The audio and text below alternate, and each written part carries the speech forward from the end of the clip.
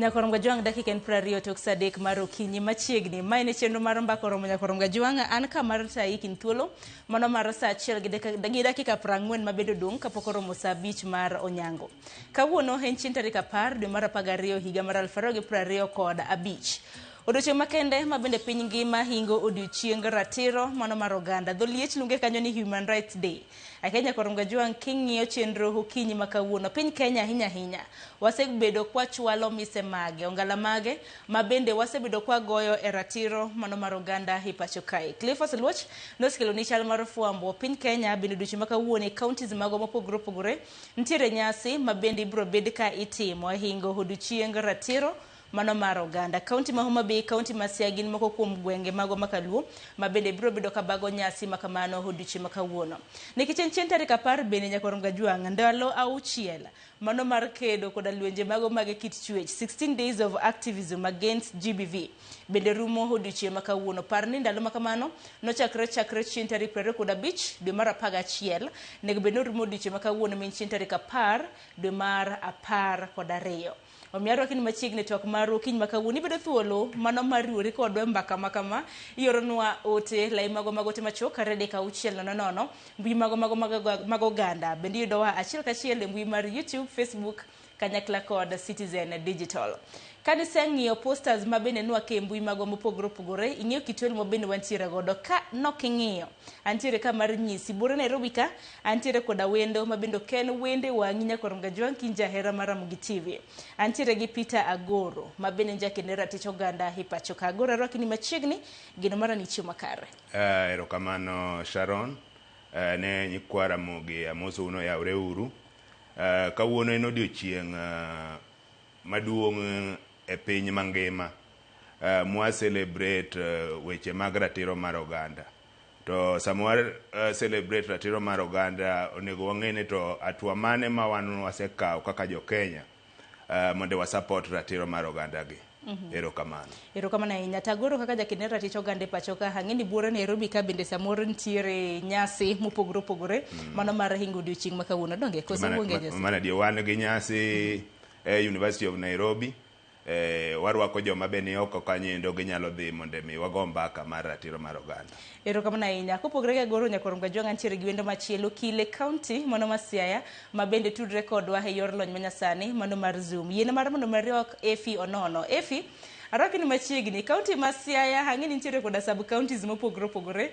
Inyalo mana nyisowa ni okiny makawuono iriwori kodwa kintiere sub county mane e kaunti ma Siaya machiegni. Erokamano, ani luonga ni Okil Efi Onono, Siaya, ane sub-county mar Alego, Alego constituency, kumantie. Koro kawuono nikech wadwa paro odiochieng' mar ratiro mar oganda, amor bet kodu kae, tageno ni wabo tudre yo makare. Machiegni Nyakorom Gajwang' par ni bende nitiere ripode mopogore opogore mabende osegol koda riwruoge mopogore. Odiochieng' manyoro nwaneno kanyo report mabende nogol koda riwruok mano mar piny mano mar piny mar pacho ka mano riwruok makedo ne ratich oganda KNCHR nochiwo report margi chal mago mag jokende ratich oganda mabende gisebedo ka gitimo kinthuolo mano mar higa achiel. Nitiere report machielo mabende nogol koda Civicus report on violation on human rights mano chal ratich oganda e pinje mag Afrika. Aparo ni mane mwachak godo report makama ochiwnwa kod nyawadwa Cynthia Onyango. Wawinja no mondi kapok odonje twak. Riwruok mar Civicus marango chal mar thuolo moganda yudo e jiwo twak e weche machando chuny jopiny. Onyiso luoro ni pinje Afrika ochomo bugo matut kaluwore kod medruok mar okenge mathiro duond oganda e konde duto mag pinje Afrika. E lipot makende moketi ayanga tinende nyiso ni meko dhicho kod monjo ute fwambo kaachiel kod jofwambo otelo e moko kuom okenge matend pinje Afrika tiyogo e thiro duond oganda. What we are calling detention of journalists, detention of human rights defenders, attacks on journalists, excessive force during protests, and detention of protesters.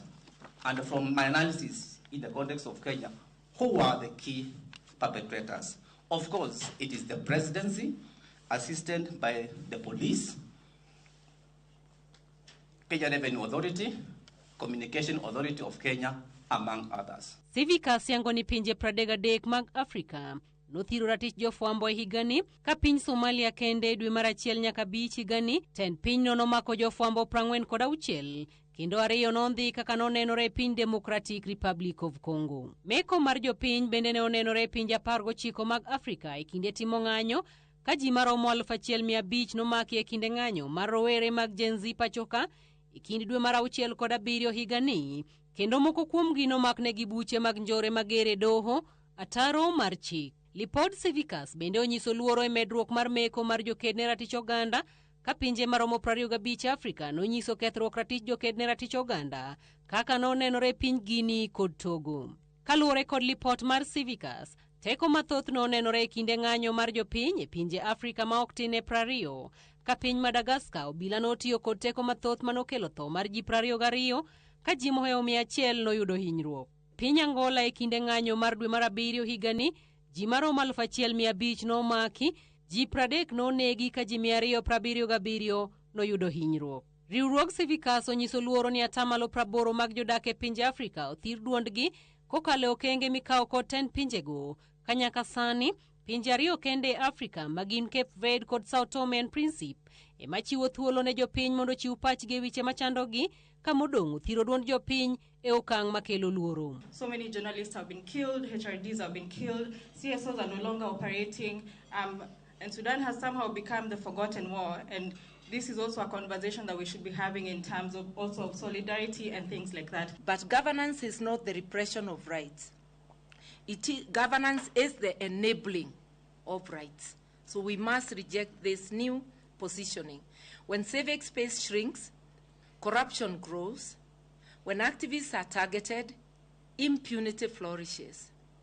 When the press is intimidated, truth becomes a casualty. Moko kuom pinje masani nyiso dok chien maduong' e miyo jopiny thuolo mar chiwo pachgi oting'o Burundi, Sudan, Madagascar, Liberia, Somalia, Tanzania, Kenya, Angola e kind pinje mamoko. Cynthia Onyango, Ramogi TV, Nairobi. Korom gajong mano report mabede nogol koda Civicus report mano kotenre kod violation on human rights.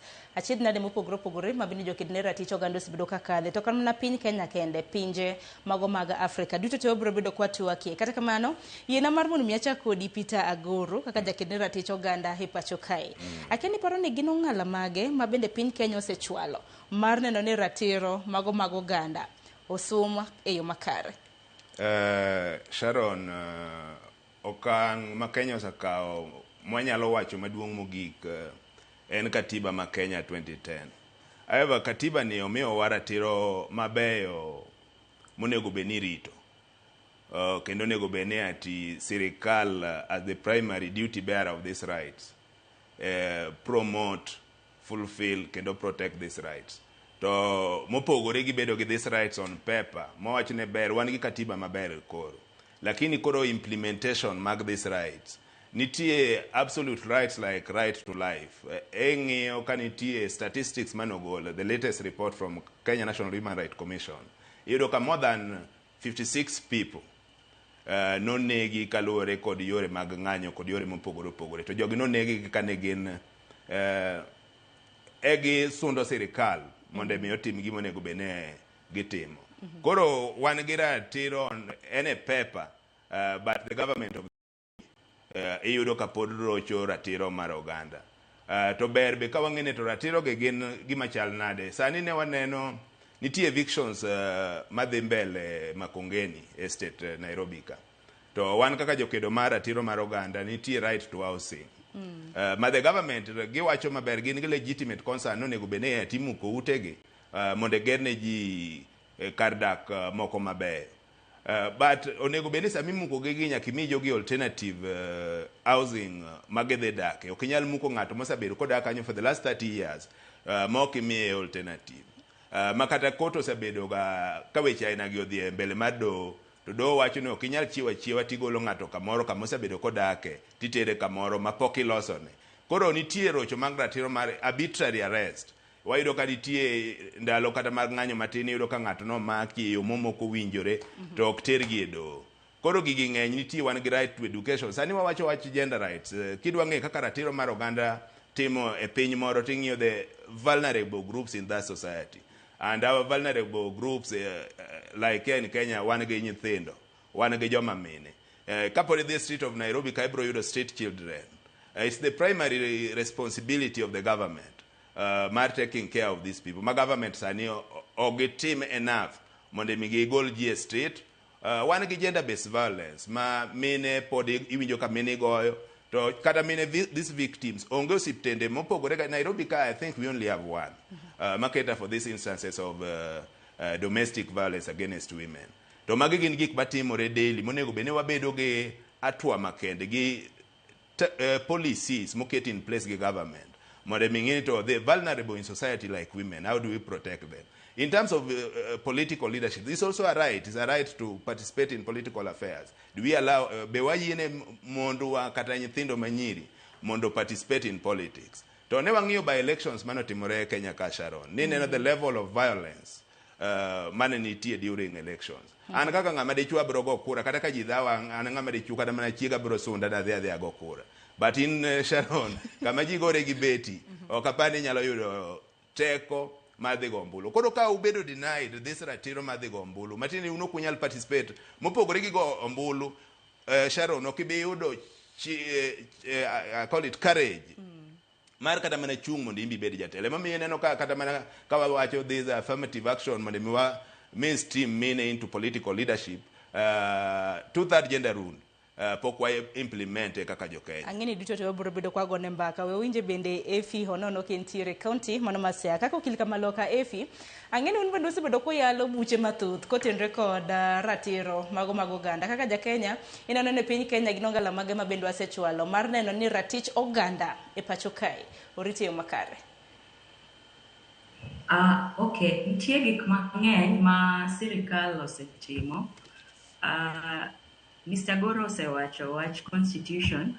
Constitution gima duong' ahinya kuom chike te ma Kenya osetemo mondo olos.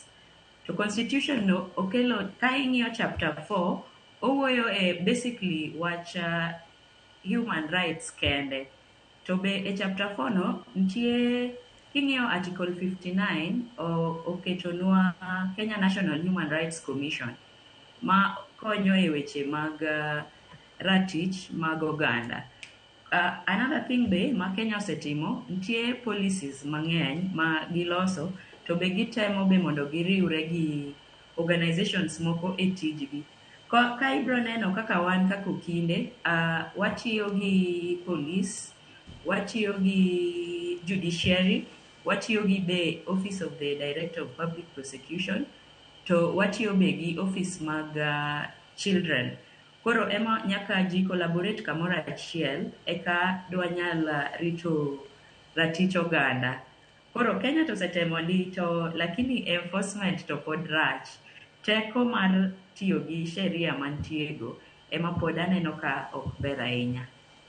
Ero kama na inya Efi duto te waburo bedo kwa lusa hinya koro gisani walusa nako ten record report mabede riwruoge makedo ne ratich oganda hosi bedo ka golo dichi manyoro riwruok mano mar KNCHR bedo se golo report mabede gise bedo ka ginono e kind thuolo mar higa achiel chakro December dwe mar 12 mar higa mokalo nyaka dwe mar 12 mar higa ni nyaka sani KNCHR yango ni ji 57 oselal nolalo ngimagi e kind thuolo mar higa achiel mokadho.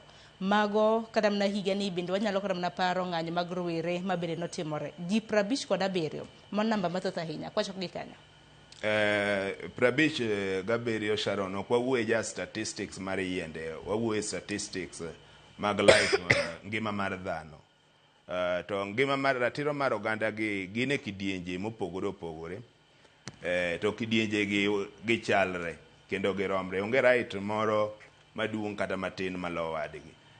To nitie gimiluongo ni absolute right gi non absolute rights. King'iyo right to life ma en absolute en ng'ama nego bene kawe en right monyuolo godo ng'ato ma ng'ama nego bene kawe piny ma wantie ni en Nyasaye kende. Maka wanyalo bedo ni wan gi ji 70 gi wiye mano onegi to pok wang'eyo ne to action mane nyaka sani mosokaw ne joma onego gi wan gi duol machalo kaka IPOA mobedo mandated by the constitution mondo migi team investigation e gik moko matimore gi mondo mi the perpetrators offense the rule of the law to the victims be yudo justice. Iyudo kamano pok timre. Koro pod wantie gi gaps in terms of implementations. Kining'iyo budget manomigi last time, budget no giwacho no tin, but adieri kata ka no tin to nego bene kata matis magin godo ni nego bene waneno some progress ne to ere kaka gitime mondo ji 57 gi nikech duol manogolo this statistics en mobedo mandated gi jo Kenya mondo mi gimiwa this statistics to gibi gi yore monego bene igeng'o godo gigi to ma ok wane katimore kako winjire watimre. Koro nitie some gaps monego bene wang'iyo ne how do we strengthen these institutions like IPOA mondo mi gitim tijgi kaka jo Kenya dwaro nikech wachulogi mondo mi gitim tijegi. Nikech adiera makende IPOA ni duol nero ma bende nono tijo bila ting'eni kinde ka kinde seyo bende dhi nega jogo eko mabende osebedo kata mana ka nyayo arita hipacho kan nikech kata mana kana somo mano report KNCHR Nyakorongo Jong ma bende gigolo duchi makawuono report makamano ongere gi dholiech ka the state of human rights mano chal mago mag jokene ratich oganda hipacho kama nyaka nyisi ni nyaka sani kaluwore koda report makamano kintulu mar higa achiel Nyakorongo Jong ji 57 nowito ngimagi hipacho kaendi. Kopogore gi mano bende nitiere cases of human rights violations jogo eko bende noroch ratichgi iwacho kanyo ni en ji 2848 cases makamago Nyakorongo Jong nyaka sani moko kuomgi bende wang'eyo duol nero bende wacho ni gisebedo ka gitimo ne nonro nyaka sani gwenge mago makaluo cases mopogore wang'eyo kaka mar Albert Omundi ba bende nolalo ngimane Manest Sendo Bila mano ma Central e kind mamoko.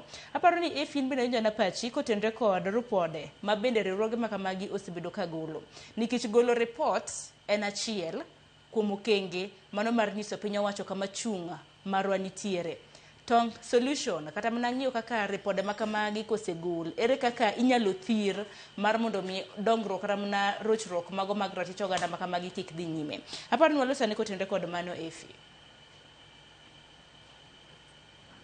Okay, koro jito ng'eny ji lose ngimagi nikech samoro moko be ji yudo nikech police brutality be moko be kawacho ni gender based violence prevalence be pod ni malo to be ji oluor wuoye gigi especially moko motimre ei familia ibo wach ni thuol othoeko koro thuol kothoeko to ok dwa ni wuoye.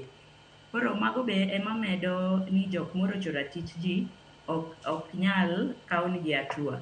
To be samoro atua be ka ng'ato kawo to samoro gik kot samoro yware ahinya bamiyo witnesses moko lal moko be oluor nikech giwacho ni ere gimomiyo wadhi wa report to onge gima botimre ama olokni justice en mar jok manigo. Koro ji nyalo pachgi e wechego.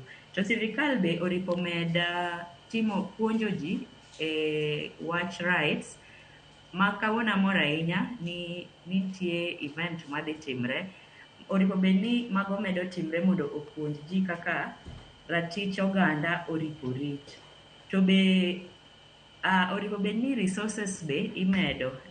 Anyalo wacho nang'o mar shelters ineno kapo ni ng'ato roch ratiche to samoro roch ratiche e dalagi oripo los kuonde ma safe kaka ute ma jomoroch ratichgi nyalo bed dhiye.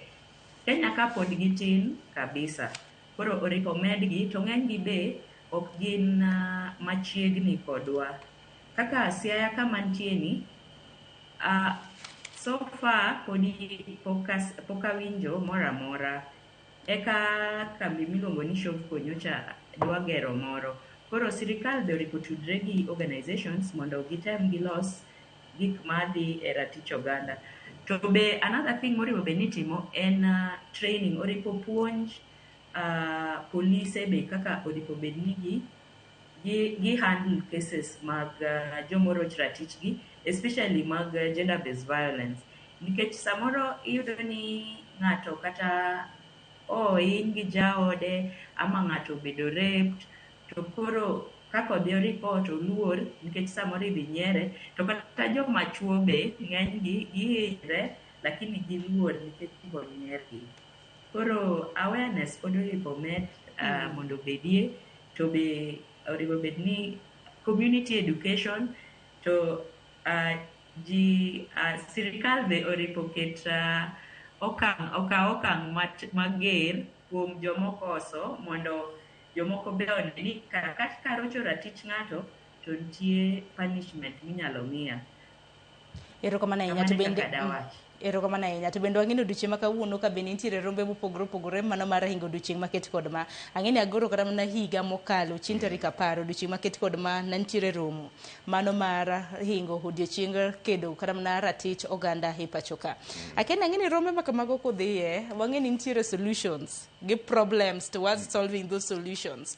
Akia nyaka sani dwacho ni rombe ma kamago bende osebedo kata mana ka konyo. Rombe aina gi konyo Sharon nikech kaka sani ma wan go e University of Nairobi wamiyo jopiny mondo mi gimbe gibiro ji go mbaka gi identify these areas of weakness nikech jopiny be mong'e kama wuoche diyo gi godo ahinya.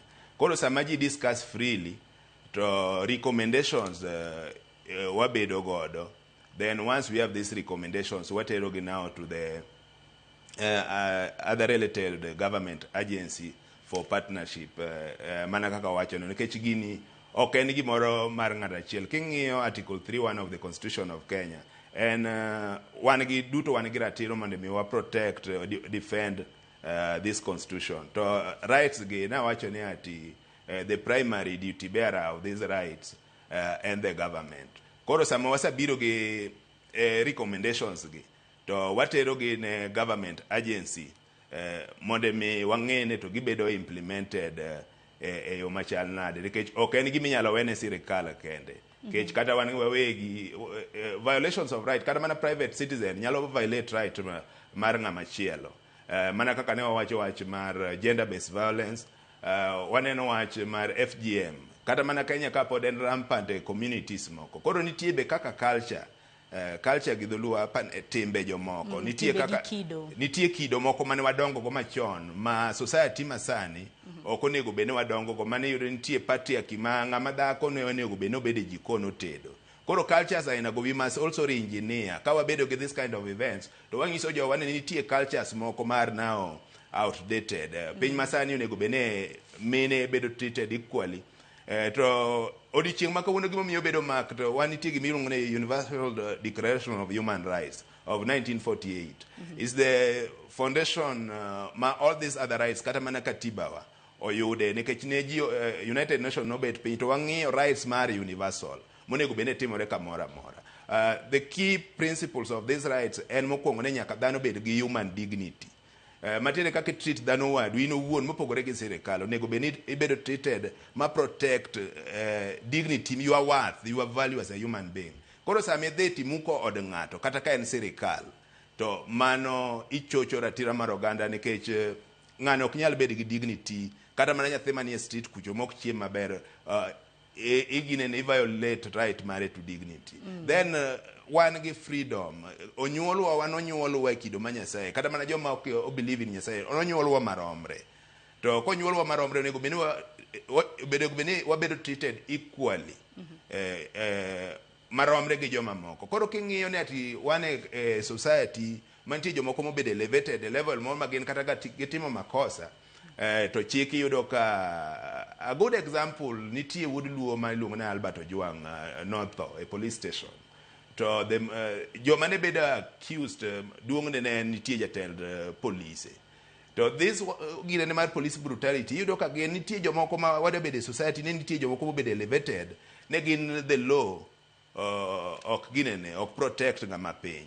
The law sani koro chal ne protect mana joma nie telo to konego bedo kamano nikech onyuolwa marom and is the duty of government mane waluongo ni gin positive responsibility or positive rights obligations of the government mondo be gi protect these liberties mondo be gi protect rom. Yes, ideally ok wanyal bedo marom Sharon ne ati wan kodi marom but nitie bare minimum kana mana lwedo ok rom but nitie bare minimum monego bene sirikal make sure ne gigi ok timre. Koro mane tich sirikal ma as at now wawacho ni wan gi chik maber, but kaka sirikal, the government of the day, ka wang'iyo statistics, sirikal masani ni in terms of protection and promotion of human rights, it's doing very poorly.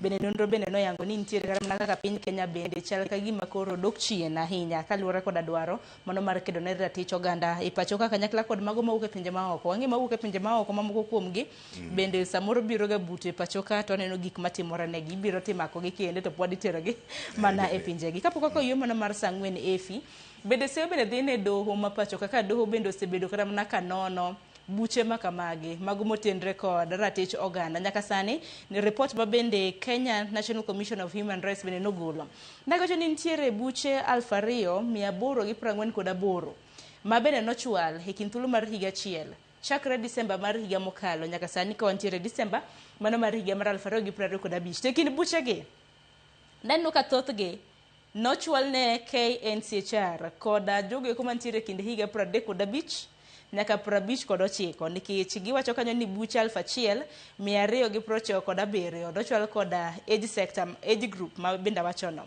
To bende rowere bende kowehe kind thuolo mar higa 18 nyaka 34 nochwalo kanyo bucha 1210. Ng'eni buche kochwal kata ne riwruok mar KNCHR nyiso ni magi buche ma bende itere doho ma bende nyaka gi sani giwacho ni gin buche ma bende pod ginono.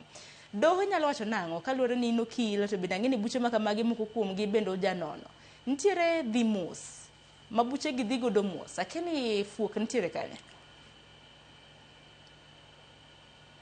Okay. Ase kwa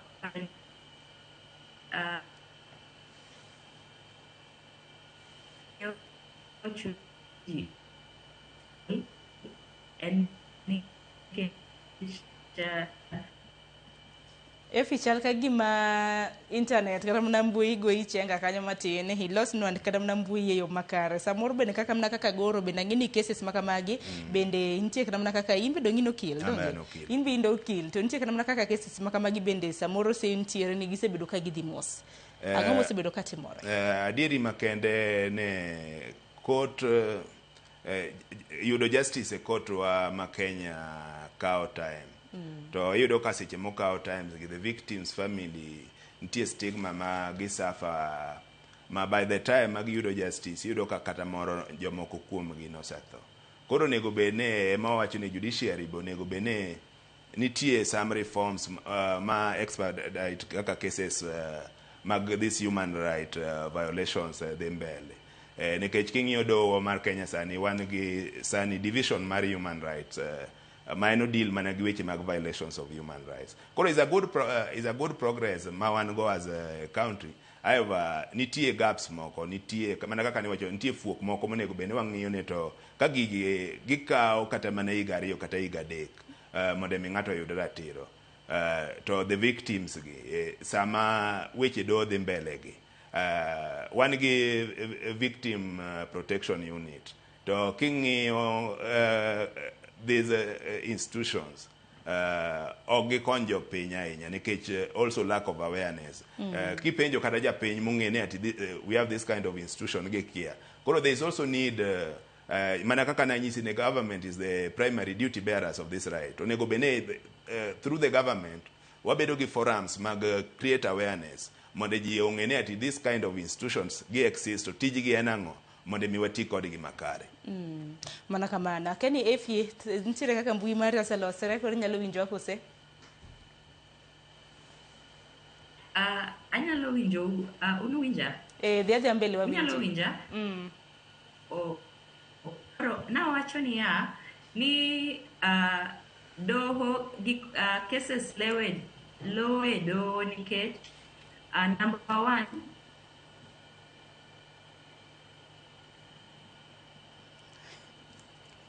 mana kamano chal ka gima hachidnade makoni kod kocha pod mako mbui mano mar efi kintiere county mano mar Siaya Korom Gajwang bende parni ote hioronwa lai mago te machokare deka 600 mbui mago gana Korom Gajwang bende hioronwa ote makamago iyudo live mbui mar Facebook iyudo gi nying mar Ramogi TV wantiere live mbui mar X Citizen Digital kanyakla kod mbui mano mar YouTube parni walose kotende kod odiochieng ratiro mano mar oganda kata mana Human Rights Day mabende piny ngima hingo odiochieng' makawuono. Bende counties magwa mopogore opogore odiochieng' makawuono bende ihinge nyasi makamago. Ang'eni ote makamago abro bedo kasomo kwa dhi nyime koda twak marwa. Kata kamano bende walusa na bende odiochieng' manyoro ng'ene piny Tanzania bende na hingo higni 64 chakre ne giyud loch kowuok e lwet wagunda. To odiochieng' manyoro karamna ka naneno karamna gazeti okinyi makawuono Daily Nation naneno ka picha bende na gichiwo kanyo mago mag jokene ratich oganda mamoko e pacho ka ma bende noriwore koda jowetegi mantiere piny mano mar Tanzania. Kata kamano naneno ka nomakgi nondhigi kana bende ne giwuok oko mano mar dhi ng'anyo mane embassy mbetre mano mar piny Tanzania mantiere buore Nairobi. Kendo mana to nilose bende matin kapok akoyie matin. Hapa ne Sharon, culture mar impunity aneno ko mushroom sana Africa kasani. To Kenya mane wang'iyo ne dhi maber in terms of protections of this right. Emiyudo ka tinde wine courage kata neighbors wa nikech iyudo ka Besigye nomak Kenya ka. To e chik okoyieni mar biro mako ng'ato Kenya ka kano odar kocha nikech ne nitie threat to his life. Kano biro kane en duty mar the government of Kenya mondo mi o protect. To government wanoko timo kamano. Koro wan gi several other cases ma the government marwa masani be why embolden this culture mar impunity also from our neighbors. Nikech ka neno kaka Suluhu wachore ne oganda mang'eny ne onegi. To wantie gi regional instruments mag protections of these rights ma Kenya be ratify. One gi Africa Human Rights and People's Charter ma Kenya ratify ma onego bene kantie ratiro girocho kamora mora. It's also our duty as good neighbors mondo mi wa intervene mondo mi wakonygi. To waneno kane nyoro ne ji owuok oko joma ne exercise their democratic right also in solidarity mondo mi gichung gi joma wafeel ni ratich girocho gi Suluhu e Tanzania. To government nomako gi. To mai gima wawuo na arbitrary arrest. It's unlawful, it's illegal, it should not be tolerated. Magi gik marocho ratira mar oganda ma sirikal mora mora ma wath nying mar sirikal okonego yiene ni imaka maka ng'ama. We have right to assembly, right to association. These are rights are protected in our constitution. Apart from our constitution, we have our other international and regional legal instruments ma protect these rights. Kora pane gima dhi mbele no okonego bene watola okonego bene wa encourage en culture maracho onego bene ka wayudo gimoro ka dhi mbele Tanzania to wan kaka jo Kenya gimopogo wan mana boundary but one human ng'ato be nyalo wacho ni katiba to wache ang'o nikech aneno korona ka walose kotendre kod pinje magwa mago mag East Africa Africa ma ugwe. Iwacho ni pinje mamoko samoro odino itgi ne dwaro mago mag ratich oganda kamna kopogore kamna gi piny Kenya wang'e ni pende chike marwa bende osebedo kamna ka siro wa ji osebedo ka wuok oko mano mar ng'anyo pinje mamoko dere mana ka gitemo ni ito. Koro mane monego bene bed awareness. In fact, just last week ne an Kampala. Tido ka the level of awareness ma jo piny pod ni piny in terms of these civil political rights.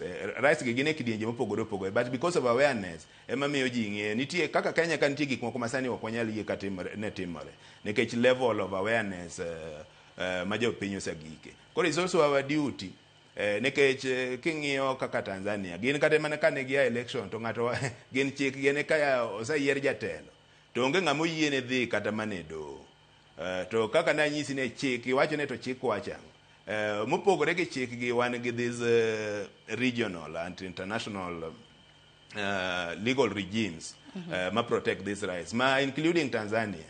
They are party to these treaties. Monego benegi protect these rights. But mageb gik mo wacho ne ajogi yes nyalo bedo ni jo they are not much informed about these rights. So ma is against the principles of human rights. Kaka na nyisi ne kawuono gima wa celebrate any universal declaration of these human rights. Nitie rights ma gin gi kata cross ibed Tanzania ibed Uganda ibed America.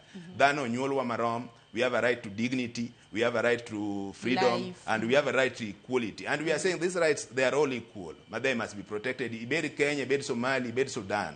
Mami okoro wa encourage sama wayudo ka neighbors wa gimoro od neighbor wang. It's also our duty mondo wakonygi mondo wang'isgi ni gima timore ni is also violation of your right. You should stand up and speak. Emomiyo ni wantiere ka nikech nitiere kata mana moko kuom jopiny ma samoro hirocho kata mana ratechgi to gikia ni ma en ratich ema koroch nek bi kata mana dhi chiwo report kuonde maket kod mage. Akia ni gin kuonde mage Peter ma bende oganda ma samoro neno ni raticha oroch samoro ok oyala kata mana e yo makare nek bende gichiwo report ma kamano nikech nyaka sani kiwinjo ka KNCHR wacho ni gintiere koda cases 200,848 ma bende gi nono.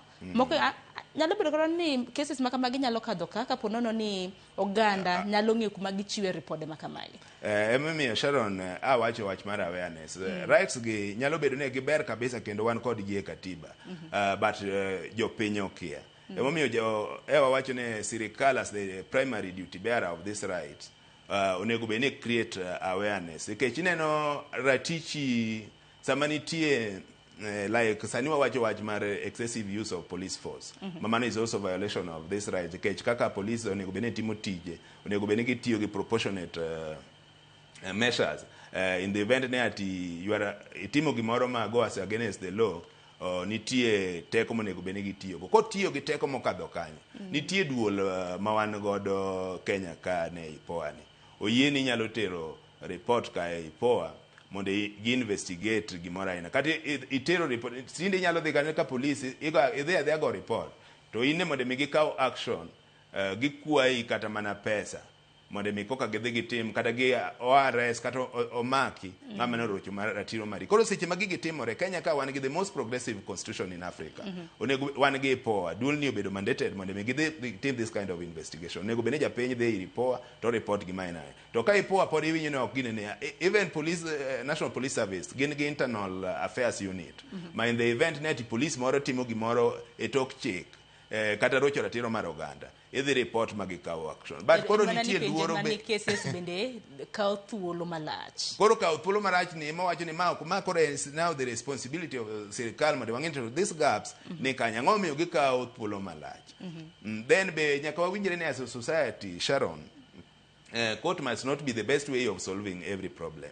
Nyaka wabede gi alternative dispute mechanism ma in the event ne nitie gik moko madhi mbele, wan gi duol moko ma ji nyalo beto to wuoyo to wang'iyo ne to gigi waloso nango. Nikech king'iyo kata mana backlog manie court sani yudo ka nitie nyaka petty crimes gi moko matindo tindo monego bed ni dhano tiyo gi alternative dispute mechanism to solve. Nitie gimo ma kata nyalo dhi chief to ubet kod chief ka ng'ato rocho ratiro mari, but kiko bed gimo ma extreme kaka rape kata ne a criminal offense. But nitie moko ma ji wuoyo onego bene ati kata ka ng'ato rocho ratiro to uwuoyo kaka oganda to uyudo solution.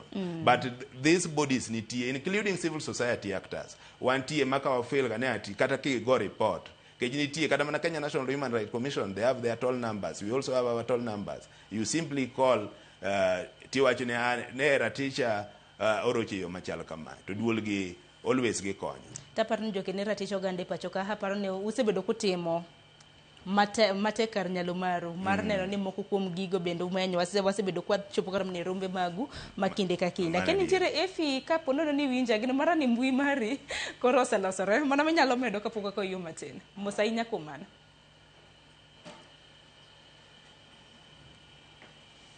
Awacho niya gik moko samoro leo nikech samoro investigation be itimo ma mok kare gi police to evidence ma samoro ikelo e doho be samoro ok ber.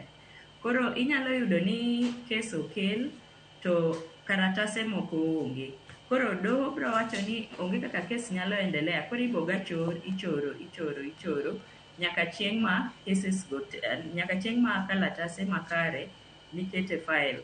Samoro be iyudo ni especially criminal ni file olal ka police. Koro nitie mana samuoyo matin e kinda investigating officers samoro ma be miyo samoro cases leo. To awacho be ni inyalo yudo ni sama ng'ato roch ratiche be sami collect evidence kama gino timre no. Ibo yudo ni samoro by the time ma kata ng'ato chopo kuno ama police chopo kuno yudo ka ji ose tamper gi evidence samoro kapo ne en gimoro mar rape ama defilement, iyudo ni kata nyathi oseluokre, ting'e ni ka nyathi oseluokre to ok di collect sample maber midhi tigodo e osuptal for test. To corruption be pod ni malo, mano to ok wabidagi. Koro mago be miyo chuny ji ol, nikech idhi wacho ni adhi tero kes na mbele to onge kama dhiye. Joma nigi pesa kende emikonyo, kamane kaka ji samoro wacho. To be forensic labs ma Kenya be ok ber ahinya. Onego bed ni imedo gi teko, nikech ibo yudo ni samoro kes obire do mar defilement, to ipenjo daktari kapo ni notimo DNA.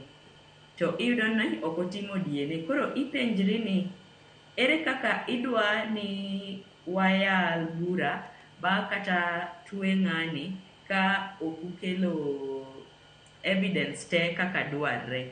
Koro mago ema be tin. To mogik awacho niya, jopiny be nitie Office of the Ombudsman mang'e ni ji kia mang'eny, ama iluonga ni Commission on Administrative Justice, ma gore ni weche jopiny ma sirikal ohinyo. Koro to offices go nitie kata Kisumu nitie, ka japiny ni ratiche oroch kata gi sirikal ama jatij sirikal, to ginyalo tero ywak kuno. Itema but moko be ikonyo. Koro ok dwa wach ni doho konya ahinya, doho konyo. To kaka Mr. Goro be wacho ni ADR be ber. Samoro wuoyo be ber e cases moko mondo be doho omi doho tich matin, nikech cases ng'eny to moko ji nyalo solve kigin kama gidake. Erokamano ahinya Efiwa ka yie matinya korom Gajwang' dakika na achiel tok saa 4 mar okinyi. E okang' mar ariyo bende wagwa namba kaluwore koda report ma bende report mar riwruok mok mar piny owacho Civicus bende gigolo report kotenore kod chal mar ratich oganda e pinje mago mag Afrika. Wang'eyo ni pinje mag Afrika gin pinje mage ma bende ok osebedo ka ng'iyo chal mano mar ratich oganda e pacho ka. Bende kopogore gi mano, wabiro bedo bende kwagoyo mbaka kotenore kod ndalo 16 mago mag kedo koda lwenje mago mag kit chwech 16 days of activism ma bende nochako chieng' tarik 25 dwe mar 11 ma bende biro bedo ka rumo odiochieng' ma kawuono. Ote magi bende biro bedo ka chako godo kowuok e yweyo mwaka ogi sane. Kik dhi mabor.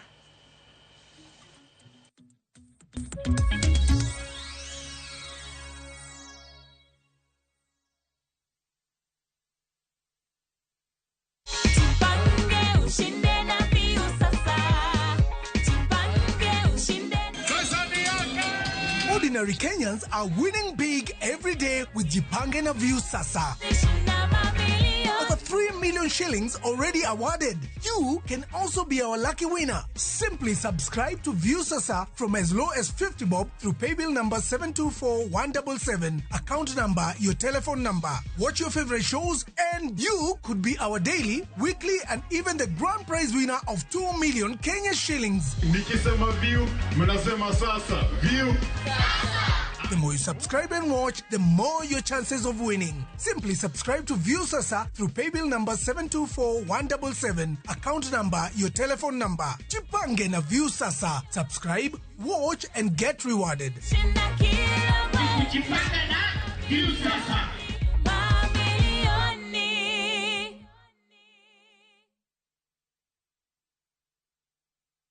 Royal Mabati Factory Limited keloni Christmas AUD. Wakeloni mabede mag corrugated kod box profile, brick tile, giroman tile, nyaka AUD nono maonge chudo moramora. Gochnwa gi nono 722 638 kata ket order mari sani e www.royalmabati.com.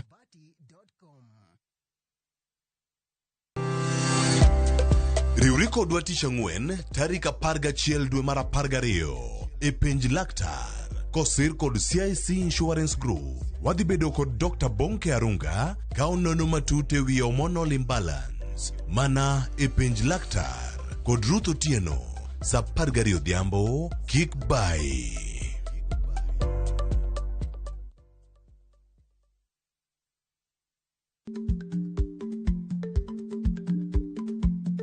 Jarikni jamuod nyoyo gi kuoyo. Ma tiende ni dhi matek maok inono maber samoro nyalo miyo ng'ato midhiero.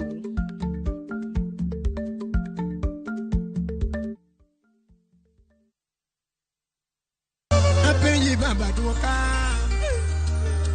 Raila mane dwaro koso mola iko rwenyo kuma norgie Magi kawa gombowa apenji wuono simbo duoko wa joluo Raila mane dwaro koso mola iko rwenyo kuma norgie Mondo mi iyud thuma mar Raila Tribute kaka sikiza tube mari D *811 *343 #.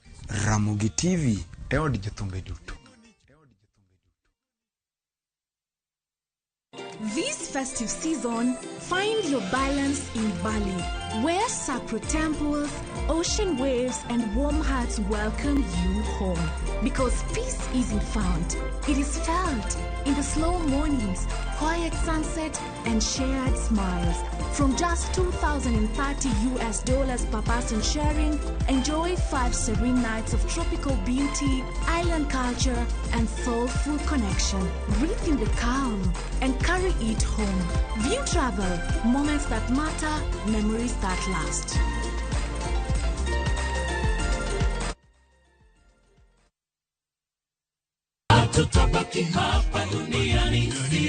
Be imanyo kit lamo mamulo chuny kae kama wach bedoe mangima kendo thumbe duogo chuny.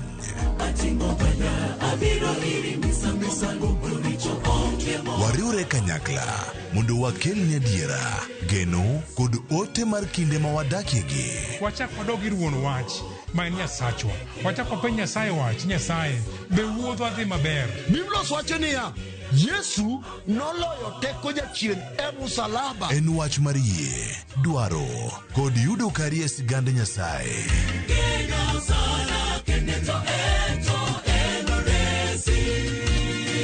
Injili ngima, sabato ka sabato, sari okinyi, kik bai.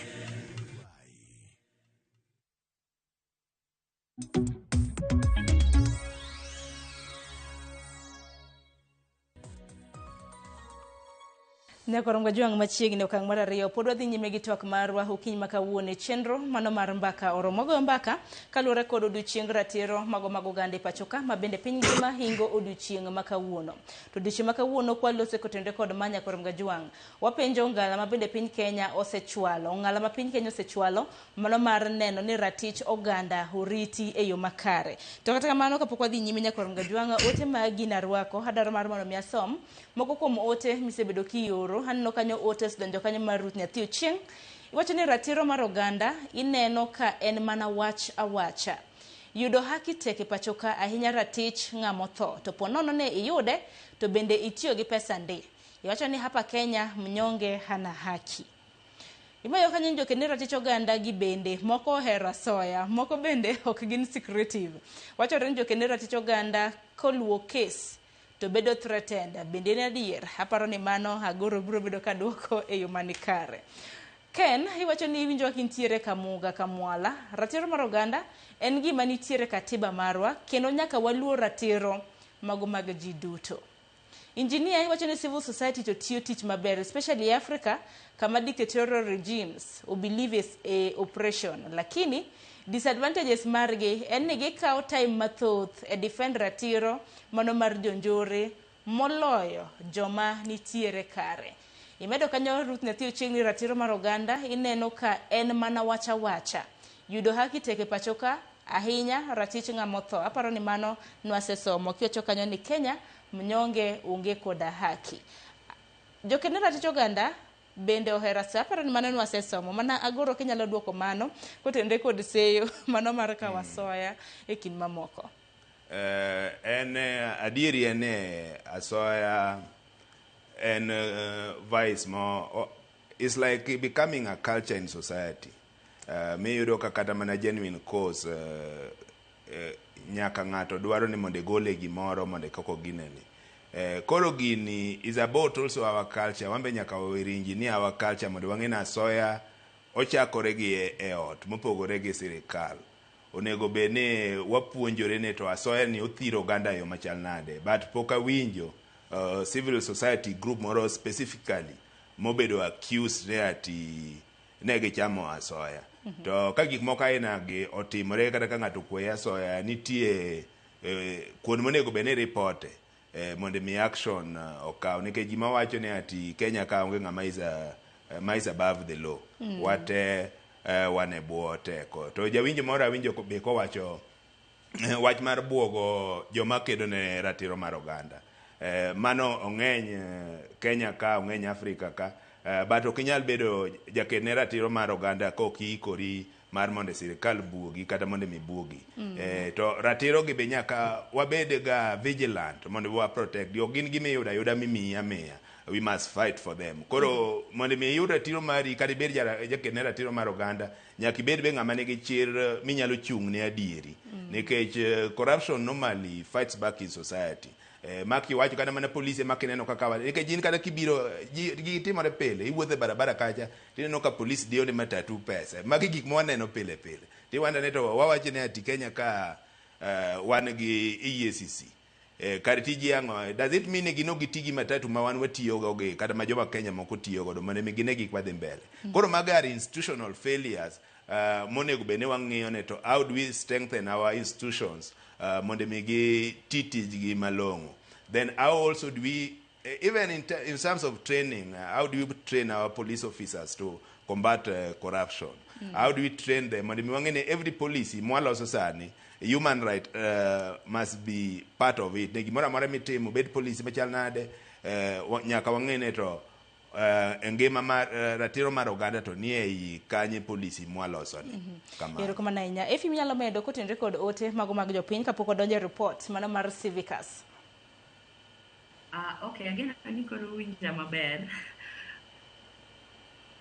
Kata kamano inyisa kata ni chal ka gima mbui kelo achiedh nade mopogore opogore ne efi. Kata kamano agoro kapok wadhi report Civicus mano kotenre kod ratich oganda e pinje mago mag Afrika. Bende Kense Char nawacho ni chal ka gima ratich oganda ok ramna ratich oganda joked ne ratich oganda hun kaka civil society nitiere kamna kaka shrinking space osebedo ka nitiere.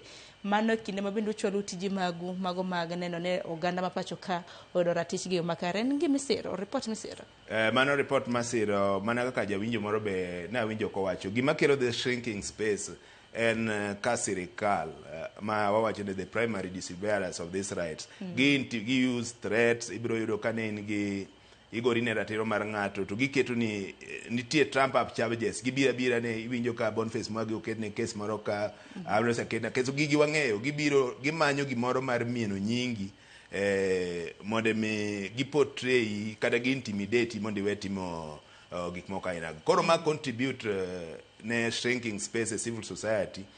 Miyudo kata mana registration process mar register some of these organization it is there's the deliberate bureaucratic process this registration takes time to kata ki isayudo registration certificate and everything ponitie kaka sirikal kanitie weche moko me sirikal feel ne ati you are becoming a threat to them to gibiro gi issues moko kia tax ang'o gibiro to intimidate people.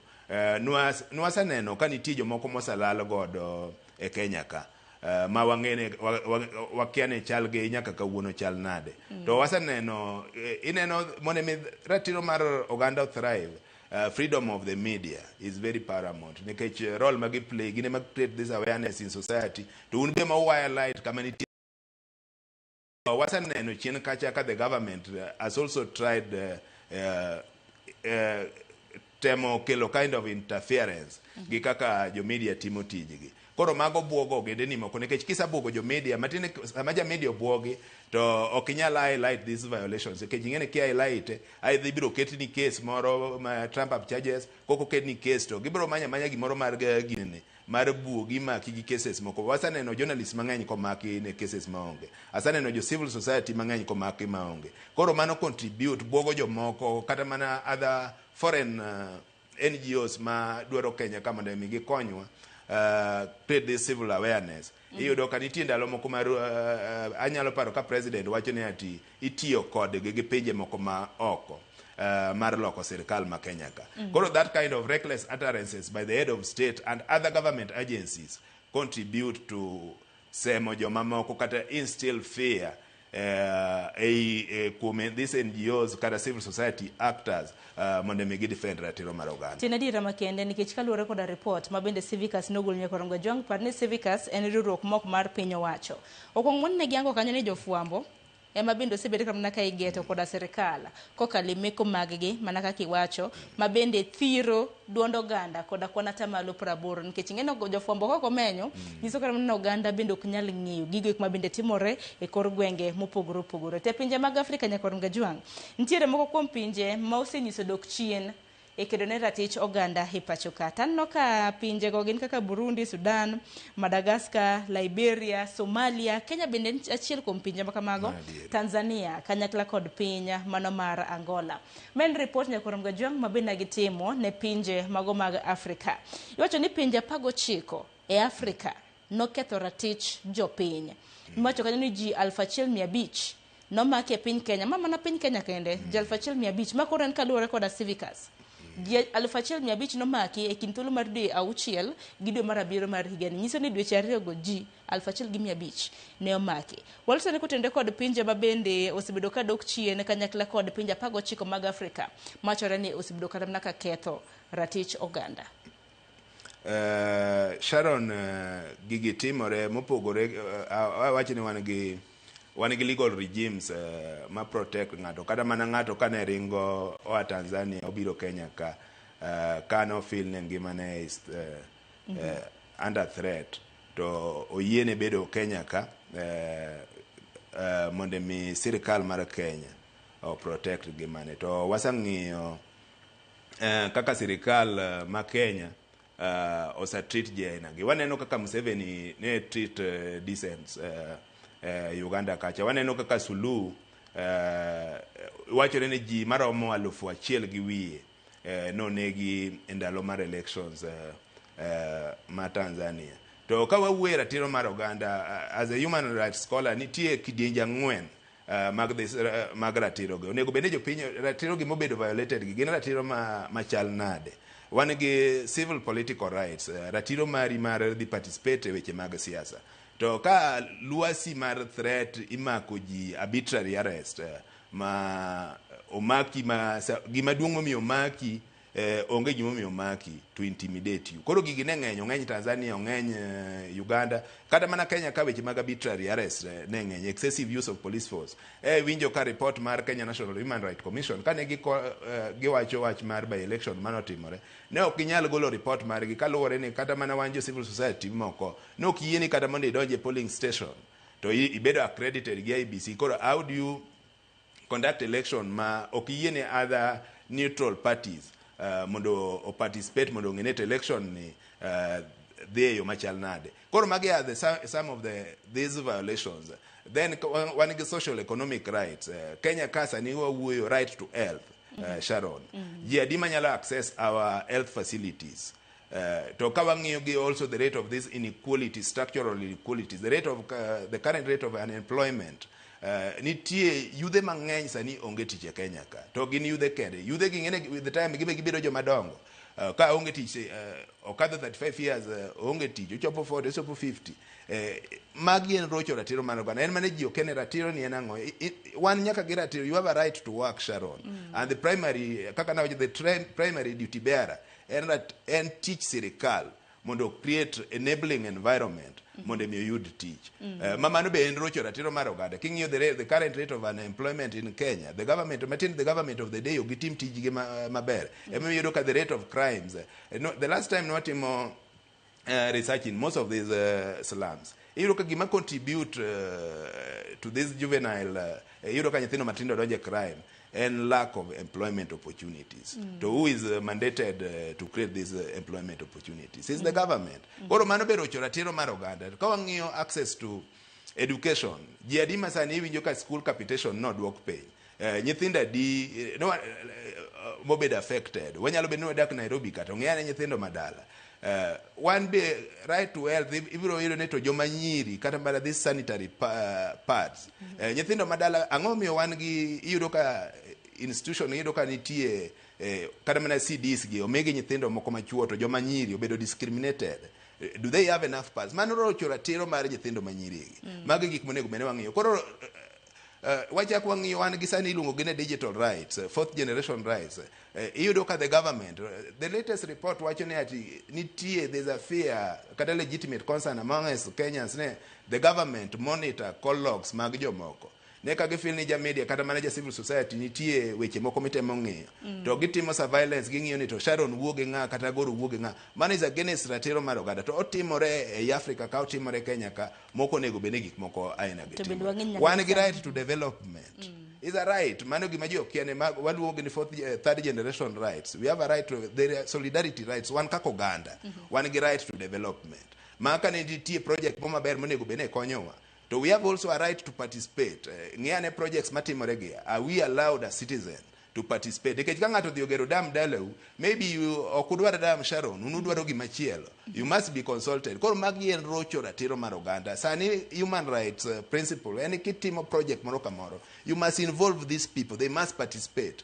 To wasang'iyo policies mang'eny mag sirikal, kata mana sirikal ma Kenya kae, ma people are not involved, but koro do ma Kenya ka wagone the likes of Raila Amolo Odinga ero kamane Kenya nokelo nwa katiba maber ma sani ka ng'ato rocho wanyalo dhi e do mondo do kony chungo gik moko aina gi to gini ong'eny Africa ka to konego beno timore tenadi ma Kenya ki sirikal mantiere kod oteku mano mar neno ting mar neno no oganda ma pachoka oyudo wega kendo ratich gi orite e yo makare. Tang'eni iloso kotende kod okenge mopogore opogore. En mana ni bende samoro bende seyo ojadhi nega rap ir jopiny nikech mar mondo mi sirikal kadh kata mana chike.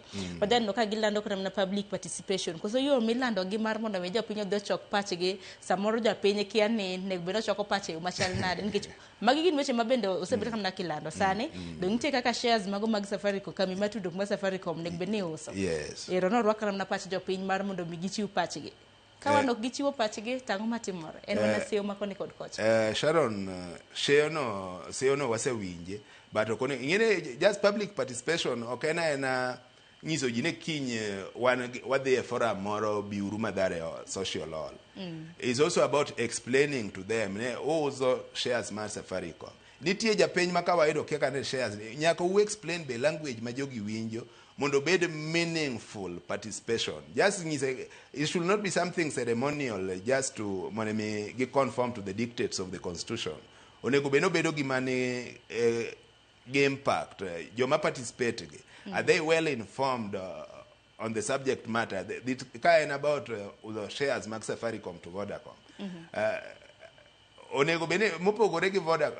Onego ng'ato nyalo biro gi paro momache but ingene kisekelo ni in idwa use ne person B to kori iluongo jopiny pimo wigi ingene mano be makoro jopiny mang'eny ok dwa gik moko aina iwacho ni kechal ka pimo wigi chalo pimo wigi kisebedo gi paro ni ati it must be Vodafone ok yie ne jopiny mondo ka poni sirikal ok otimo to japiny biro bedo ka tero kama sirikal iduhu ka wacho ni nokuluo kingi emo wacho ne ober Sharon stage mag timo but nitie ka kod constitutionally nitie threshold ma wacho ni onego bene ogike threshold mowinjore mondo bed waluonge ne meaningful public participation onego bene ati jog ni involve gi kata mana stakeholders nitie other stakeholders ok inyal involve maybe at national stage ok inyal involve jite jopiny te but they have their elected representatives.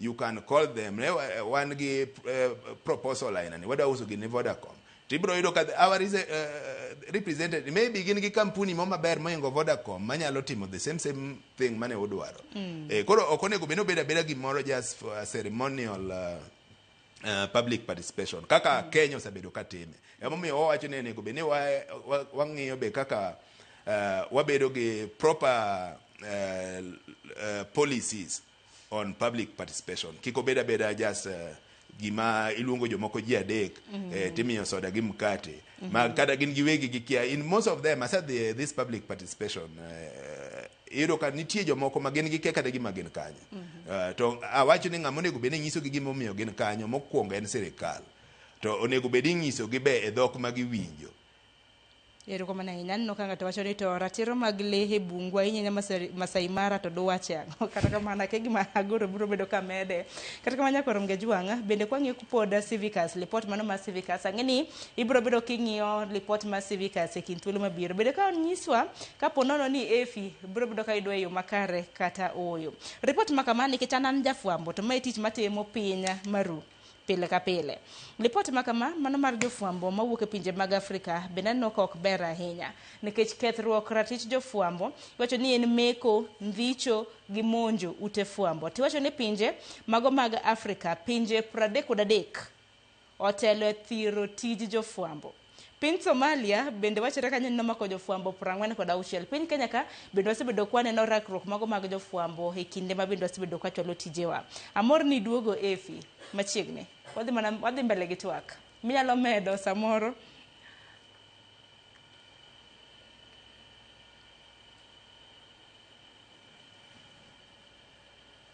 Aya agoro kotende kod tije mag fwambo. Ing'eni fwambo ka emiwacho ni wane wang' jopiny wamenyo maber gi marach. To ang'eni semo mopogore bedo osebedo ka wuok e tich mano mar fwambo. Nyaka sani kaluwore koda report mano mar Civicus mana kaka sewacho. Pinje 33 osebedo ka thiro tij fwambo. Somalia keto jofwambo 46 nomake. To piny Kenya ka bende wang'e ripode mopogore kotende kod chwalo tich maber. Sharon, king'iyo article 34 of the Constitution of Kenya protect freedom of media. Nikech gima media timo giketo japiny mondo mi participate in a democratic process kata in a democratic society onego bene ging'e gima gidhi mbele. To jo media are in the forefront mar informing and creating awareness, be it in government policies. Kane nitie affordable housing project. Is now the role of media also to inform people that affordable housing project unere kako dhi konyo to what are the disadvantages mag ka udar kama ne udake sani udhi kamoro. Koro sama interfere ma wasaneno ka the government interfere gi freedom of the media kata in terms of adverts. The last time they were talking, media houses were talking about the government wanted to control them through these adverts, but only media houses are friendly to the government can get business with the government. So mano interfere also with their impartiality kata kako nego benegi timo tiji moge kao side. Ki wacho ni ati nitie media miketo ni ma is friendly to us, ma is not friendly to us. Mano interfere also gi our level of openness as a society, as a democratic society. Nikech onego benejo media informwa gikaw neutral position. Usupport sirikal kama gidhi maber to usupport, kama gidhi marach to ukwedo. Nitie jopiny be sitie sama jopiny dhi marach nikech ka wawuoyo weche mag gender based violence gender based violence ma wawuoyo ng'ama odak dhako modak gi chwore ode matinde kata mana in ratich ng'ato nyalo rocho ng'ama idak godo e ot.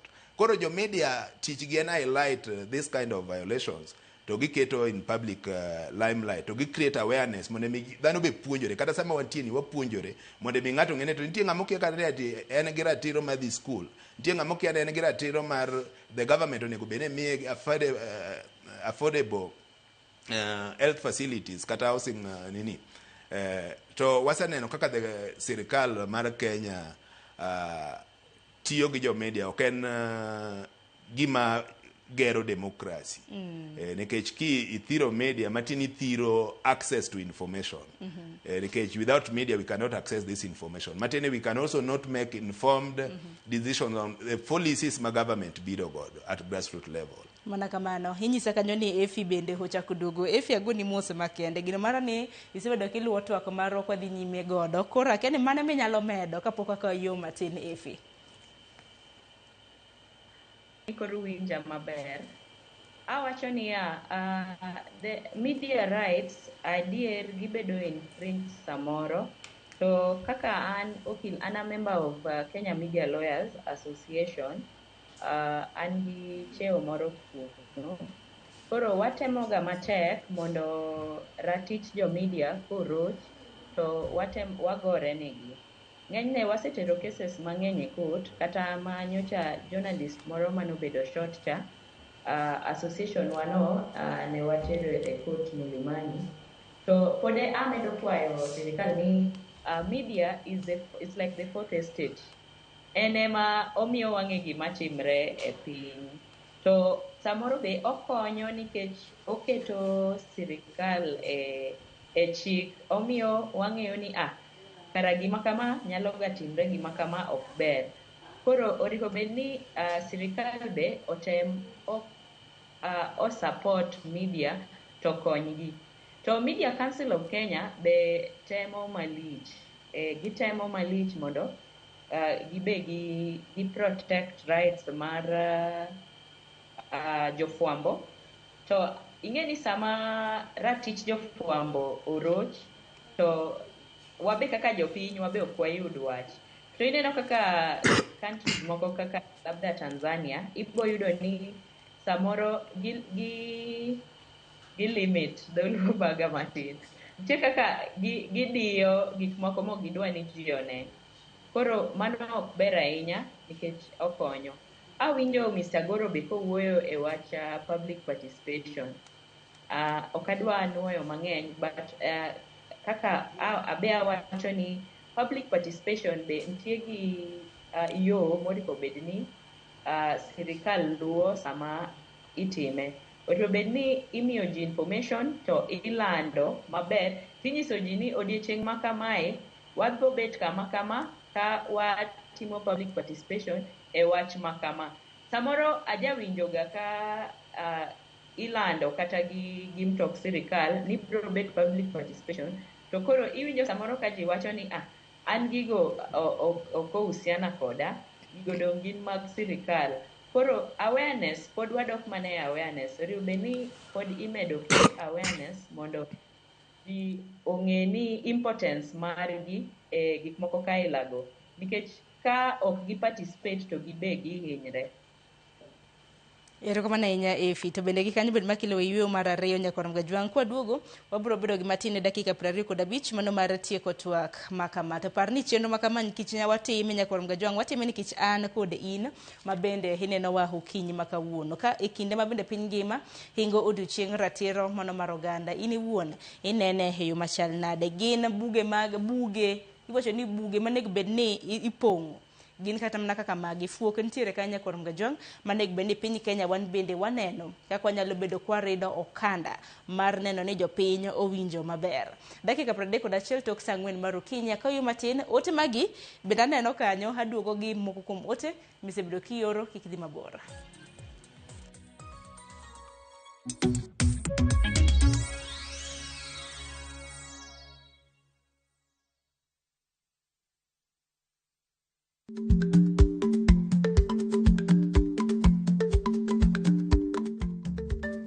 Dhako muol kadonjo, matiende ni bedo ni ng'ato ling' e kinde ma owendo ok ofulo ni omuol. Samoro en kod kido mamoko.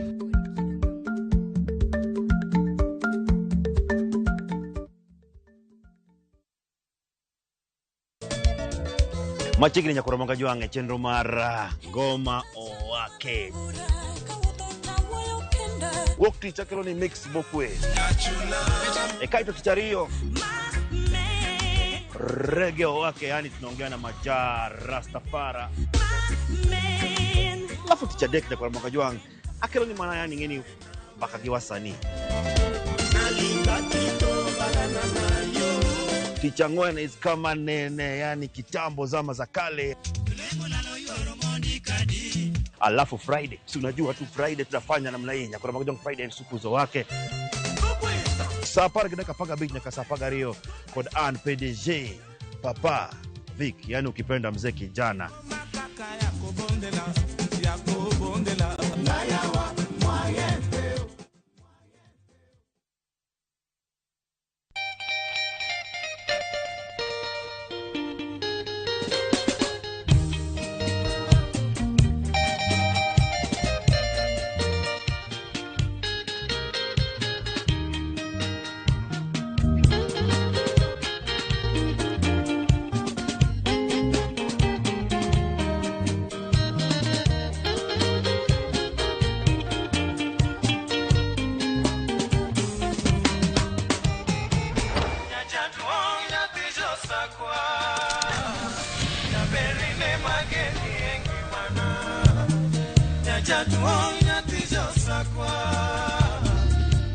Radio Ramogi, kar chuny jaluo. Radio Ramogi.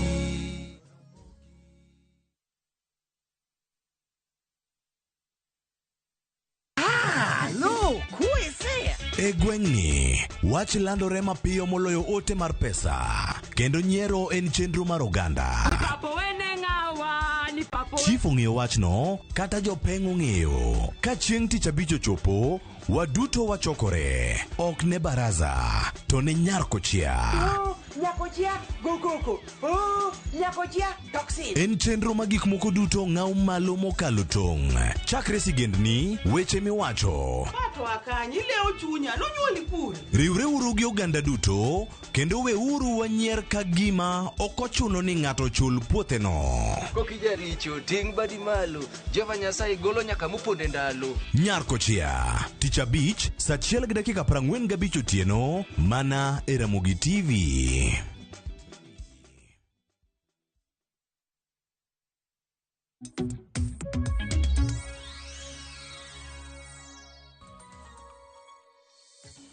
Nyakorongo jong machiegni meno kang mogik wadong gi dakika 20 mar mondo mwatiek chenro mano mar mbako romo odiochieng' makawuono men chien tarik 10 dwe mar 12 higa mar 2025. Ang'eni odiochieng' maket kod manya korongo jwang'.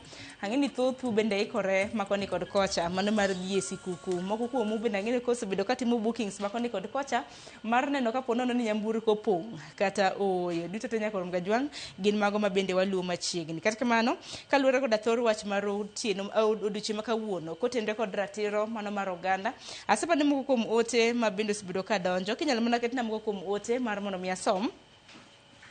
Ntiere ote mar obila Shemotho iwacho ni greetings Sharon iluo twak kende mor. Iwacho ni back in the days ne onge sirikal, piny ni tayo maonge chike. There was what we call nature justice. Kane sirikal obiro ne chike obede. Imedo ni chike oketi ne oganda mondo bed kod rageng' kendo rit ratich oganda. Onge tiend bedo tok chik ka ok wanyal luwe. Kenya waseneno ka rocho ratich jofuambo. Iwacho ni ratich jong'anyo.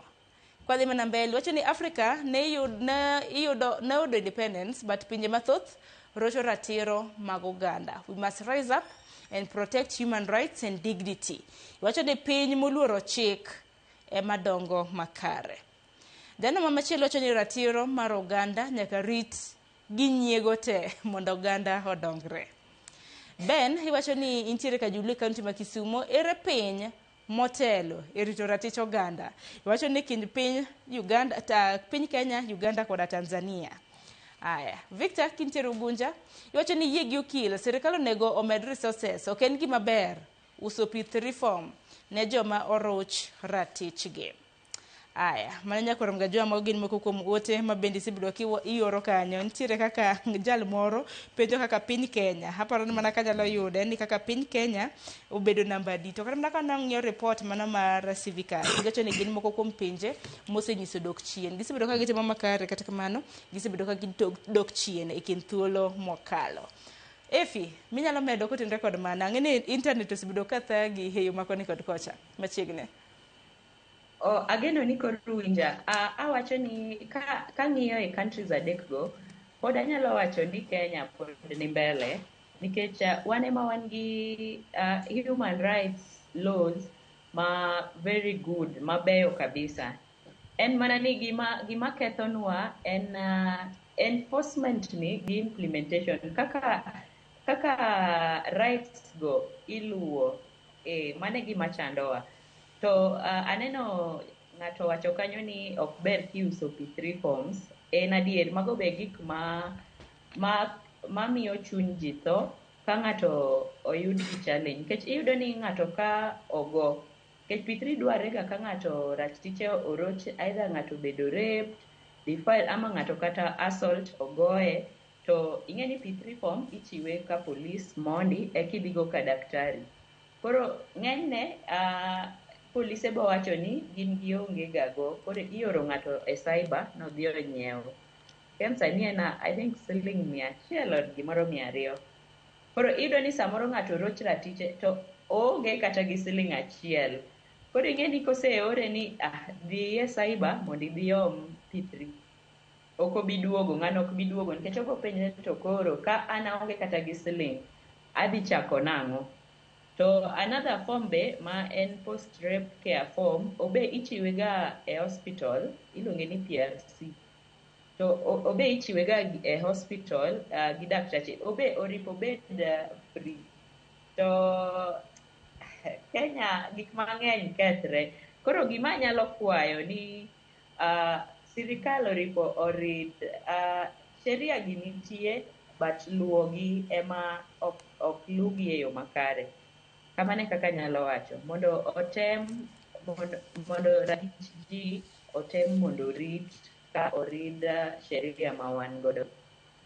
Erokamano ahinya to nyakoromgo jonge kini thuolo mar dakika 20 ni yiena mar mondo mi walose kotende kod ndalo 16 ma bende ojaket tenge higa ka higa, ndalo 16 ma bende piny ngima osebedo ka kedo koda odiochienge mano mar kedo koda lwenje mago mag kit chwech gender based violence. Parni chenro ma kama nochako chieng' tarik 25 dwe mar 11 kawuono en chieng' tarik 10 en odiochieng' mogik mano mar 16 days of activism. Agoro gin weche mage madilose kotende kod lwenje mago mage kit chwech. Ang'eni mage gin mbaka mabedo osebede kigo kinde ka kinde to diche maka wuono kia kota mana TV repode mabende ute fwambo kia kota mana mbui mopogore opogore ji ma pod medo goyo report kaluwore koda lwenje mago mage kit chwech. Rem nitiere kanye kit chwech GBV. GBV.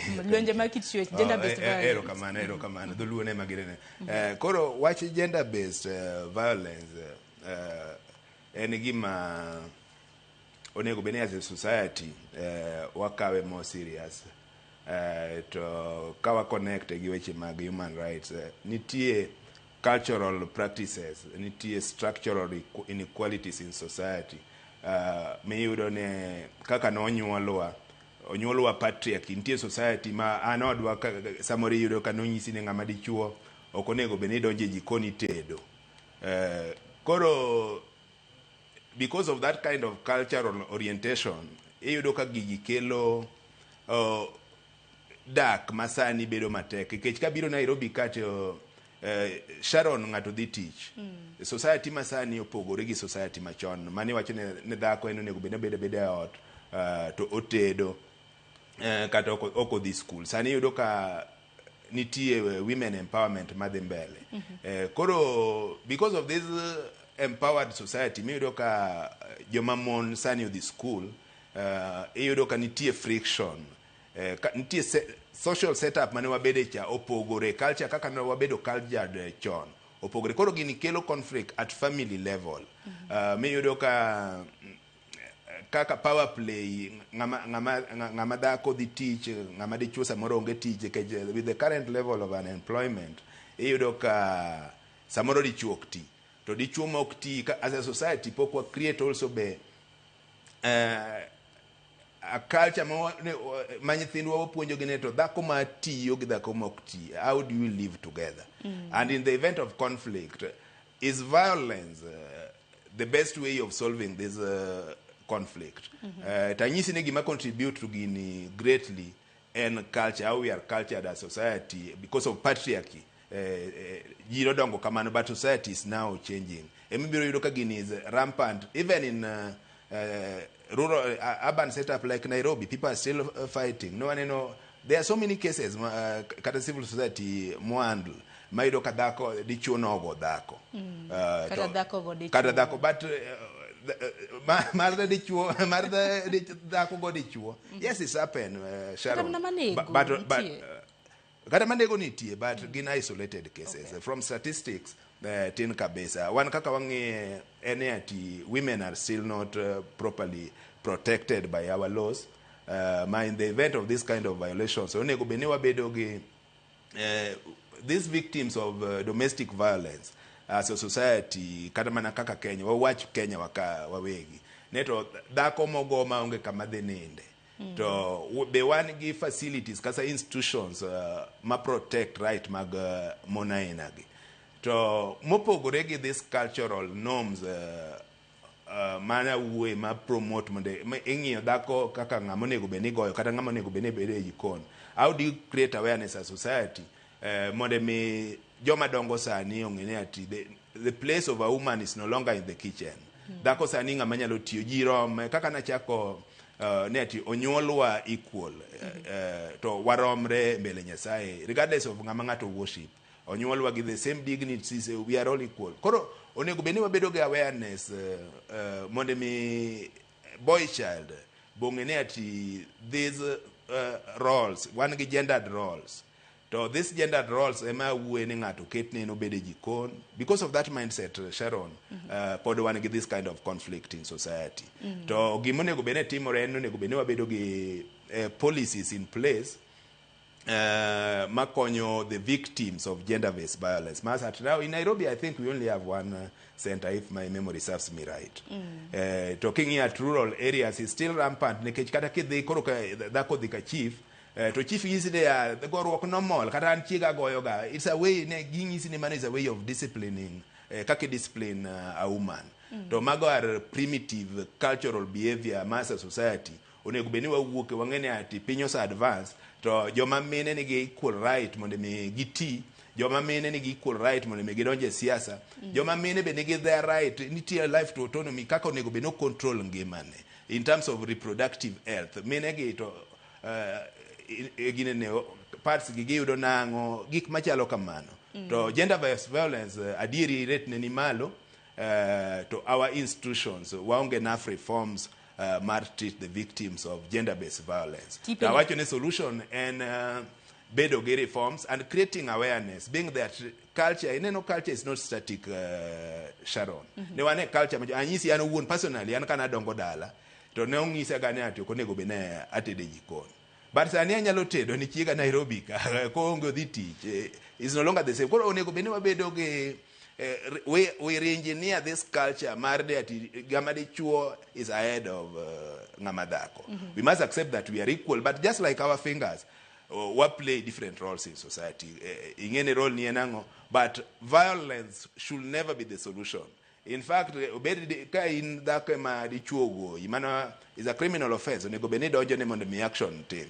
But awacho ni because of this culture ma kidhi e police station, to onge action ma gikawo, police biro nyisi kata mana ng'ate wacho wach P3 form ogoi Sharon te ng'ato koi 1000 dhako mane ng'ama ni miyo man dala kujojo odhedo this 1000 kanye. In fact, kata mana Nairobi ka the only center mar yudo this P3 form ne Nairobi region.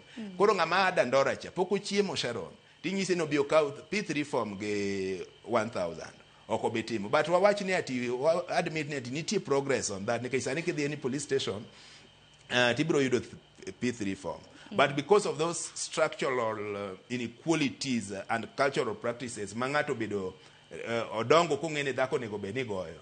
Magi gik monego beni as civil society actors, including the government as the primary duty bearers, wabedi gi forums mag create awareness mondo mi wapuonj nyithiwa ma joma chuo kako onego beni dak gi mine. Mana kamane tine dira makende nikech femicide issues iwacho ni nek mago mag mine to sibedo kata mana ka medre kata mana report mapile ka pile mabende TV Nyakalondo wang jowi mbui mopogore opogore osebedo ka golo nek mag joma mide piny Kenya ka bende noneno mana ka mine mon wuok oko kar nyalo margi mano mar ng'anyo kaluwore koda nek mine mago mopogore opogore to bende kwando osekotenre kod GBV kata mana days of activism against GBV ni Nyakorom Gajuanga lwenje makichwech gibiro okenge mang'eny ng'e ng'at go joga GBV to ng'e mana ne en lwenje samoro ni miyo gi jaode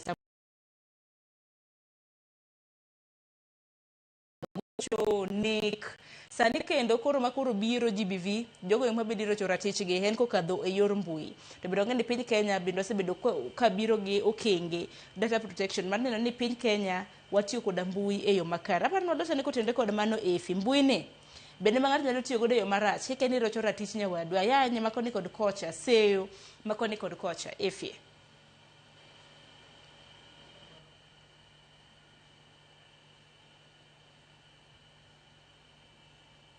efi mana kinyalo yawo microphone mari kete mute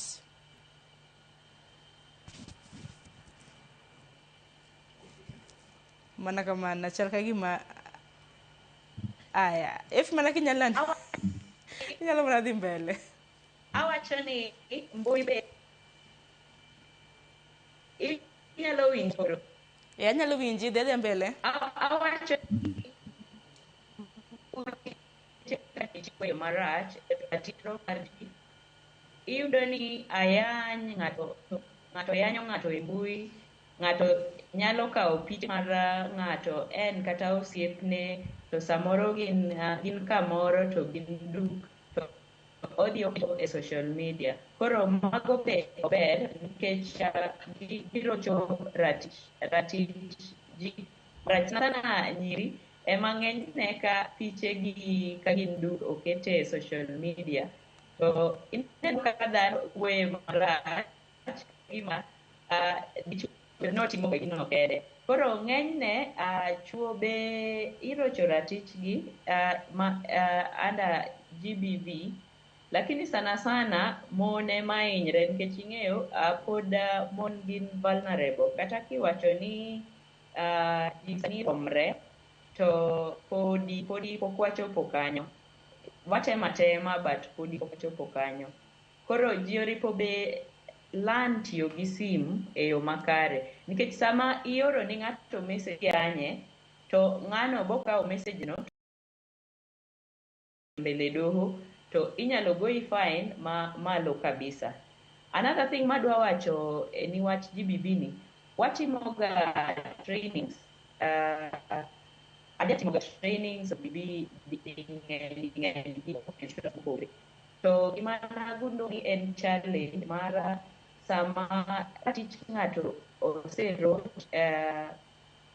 to procedure ma ng'ato luwo, survivor mar GBV ma luwo sama ratich oserochno ema ng'enyne ji kia. Koro akwayo ni kapo ni en kes mar rape kata nyathini obam, to gima onego ni kuongo timo en ni ihakikisha ni nyathino ni kama safe, kamoro maber, to okiluoke, okigol lewnigo, ihakikisha ni kuongo itere e hospital within 72 hours, mondo ka inyalo geng' tuo, inyalo geng' kata ich moko chan, to ikonyo. Alafu ka hospital bro fill ni PRC form, to iori ka police ijazo ni P3 ekiduogo godo e hospital.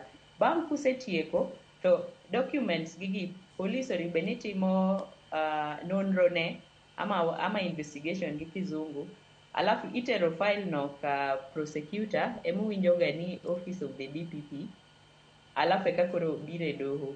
Koro wabe oripo watem mondo waprotectre, to wawe umo jok ma rocho ratich oganda. Efigi wachni mogik watieko. Giwachni mogik kwatieko. Wachna mogik. Anyalo wacho ni serikal ma Kenya temo kabisa mar hakikisha ni ratich oganda orit, lakini pod amedo jiwo gini mondo gilos shelters mag protection mag GBV ma joma ohinyre kata family gi nyalo dhi kuno mondo okonyre. Pod gitin kabisa. Alafu be oripo be ni timo training. Gisetemo sani e police stations nitie GBV centers, desks, kata e hospitals gisetemo. Lakini personnel man kuno ok yud training makare. Koro trainings be oripo med ni personnels go. To mogik awacho ni kata joma chuo kik giling ka gihinyre. Iwacho ni ang'ine waparo mana mine, to chuo wiwa owilgo.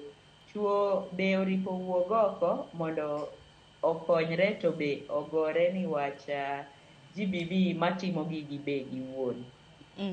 Erokamano ahinya Efi, kendo wagoni mos kuom yudo ng'ikruok makoni kod kocha kokadho e mbui mano mar Zoom. Mano na Efi Onono, okil Kamaloka mwatudre kod achiel kachiel kintiere kaunti mano ma Siaya. Hagorin bende kotenre kod odiochieng' makende ma bende koro piny ngima bende koro tieko odiochieng' kedo kod lwenje mago mag kit chwech GBV. Bende dilos kotenre kod ahinya mbui ma sani koro itiyo godo e yo mok ni kare, mano mar rocho ratich oganda, ahinya kit chwech mopogre opogre. Sharon, gima dhano nyaka ng'e kata gima nyaka wang'e ne ati rights comes also with the responsibility. Ok in gi kamara tiro mari ogike kama ng'at machielo be right mari ochakore.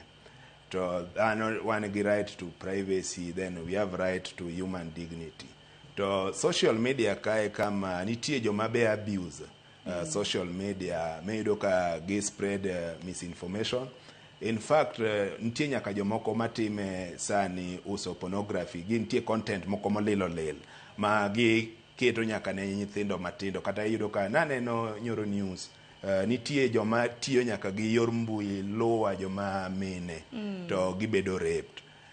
Koro onego bene wapuonjre ne social media nyaka wati kode responsibly ma protect go be the dignity mar joma minewa kata nyithiwa manyiri. Nikech mopogore gi this wan joluo waonge gi this culture of female genital FGM, but other communities pod en gima timore. Onego bene wang'ene ka watiyo gi mbui wati kode yore makare ka wa protect go dignity mar ng'ato, nikech sami kao dug ng'ato aneno kata ka yudo ka sani yudo ka ng'ato jomoko ne gin johera to ka gichwanyore. Women are mostly affected by this kind of blackmail. Ka uchwanyoru gi ng'ato tuneno kokao tipo ni mar dugi oboye mbui. Koro mago gik ma okay, mano you are no longer mano ok en gima ber, to irocho ratiro mar ng'amitimo ne kamano, nikech ng'ani onyalo bedo minu to obro dak gi that stigma. Kata ka en nyathi matise mitimo ne kama gidak gi stigma mag rape, gidak gi this kind of ridicule mobedo subjected to in social media. Koro akwawo jowa ne mondo wati gi kaka wachne right comes with responsibility. Kama right mari ogigwe kama machielo mar ng'ato chakore, to society development ka gi protect the most vulnerable people in society. And in this case, our women, from statistic, Sharon, women are still considered as the most vulnerable people in society. Mumi wangi several protocols, including Maputo Protocol, ma protects the women right, be it in leadership, kata at family level. Ineno gender-based violence ni eni gima duong. Ing'iyo kata mato what is the cause of this violence? Is it new roles of women in society ne dhako nyalo dhi tich? Nitie kuonde moko kata mana i Luland ma jomoko poko believe ne dhako nego bene dhi tich. Koro nego bene wapuonjo jowa ne ati pinyo change to joma mon they are no longer children kaka ne wakawe chon ne ati dhako en nyathi monego bene chwado. Koro those kind of barbaric kata practices mag le okonego bene bede kindwa kaka dhano. Nego bene wapuonjore ne ati joma mine gina achiel kuomwa warom to what treat gi maber. Makineno ka ng'ato timo rocho ratiro mar kata nyathi manyako moro kamoro kaka mag weche mag rape gi, onego beni puonje kaka puonji gino ikao atua itere idhigo gini police station kapok itimo gimoro amora, nikech there are people who are well trained mabro konyo gi luwo gimoro aina. But meche mag rape awacho alternative dispute resolution, weche mag aina gi magi ok onego bene dhie alternative ni luongo chief ma en ng'amo rocho ratiro ma nitie bare minimum moko nego bene ng'ato kadho Sharon. Ng'amo rep nyathi mathis kata ng'amo rep ng'ama obambo ng'ama dhako mo ok onego bene en gima chief wuoye. To bembo bende osebedo karamna ka medre kuom sani nitiere karamna bura ma bende luwo bura Nairobi ka gwenge mag Eastlands bura Nairobi nyathi mano bambi ma jahiga 12 manyaka sani pod nonro pod dhi mbele. To bende giwachni mogik ka kene riwruoge mopogore opogore mosebedo ka nitiere ma mine nyalo karamna chiwo report feedback kidi mamoko bende gisebedo karamna ka gichwado tijigi e yo makare mana mapiyo kipiyo giwachni mana mapiyo just in 1 minute. Wawach kaka kamoka ka feed aneno ka gitemo en mane nyaka wadmit Sharon ne gigi medore. Koro kaka gigi medore society masani onego bene wambe wa improve these other organizations, onego bene gi improve kata gitiyo kata mana this gender desk gitin ke police stations Nairobi ka initially nenga industrial area sani apane ka ging'eny pod gitin kabisa ma joma mon maratrich margi ochochi ne nyalo dhi. Then kaka wawacho these people are also not properly trained mondo me handle these kinds of gender-based violence. Because there's need for proper training gibedo gi counselors mandlo weche mag gender-based violence. To katieko mogik bengne kawuono en odiochieng' mar International Human Rights Day. And gigi ok gina rights ma they should just be on paper. Mag gin dhane mwawuoye to it's the primary duty of the government mora protect right mar oganda. Nyaka wang'ine kiwuok Sharon kiwuok ka kidhi odi you must be safe. Mane mwaluongo ne right. kiwuok ka tibedo matuo kawuono kata nyathi mani dalawa kuchocho kobedo matuo onyalo dhi osiptal, en gi right to health. Wacho nyathi mani dalawa kuchocho ma ok dhi skul, ang'o miyo ok dhi skul? The government is the primary duty bearer, ang'o miyo nyithindo gi ok dhi skul? Koro wakwa sirikal mondo mi kuma nitie these legal loopholes mondo mi gibed gi reforms maber mar training to gi health policies ma wan go onego wa improve on them and wa promote human rights. Erokamano ahinya. Gino maro ni gibiro bedo ka gikawo okenge makamano mar neno ni ratich oganda oriti yo makare. Peter Goro Haguni romo ne nyako miyo thuolo mar to kod okiny makawuono kanyakla kod Efio Nono Kintiere County mano Masianya. Korongo jong sabicho seromo ne helo jowetewa Dwese Duore Cleophas Luoche erokamano. Kiny minudo chieng' chenro chako sa 10 mar okinyi nyaka sa 5 mar onyango. Mana tayemba koromo nyinga Sharon Ngai, bed godo chieng' maber.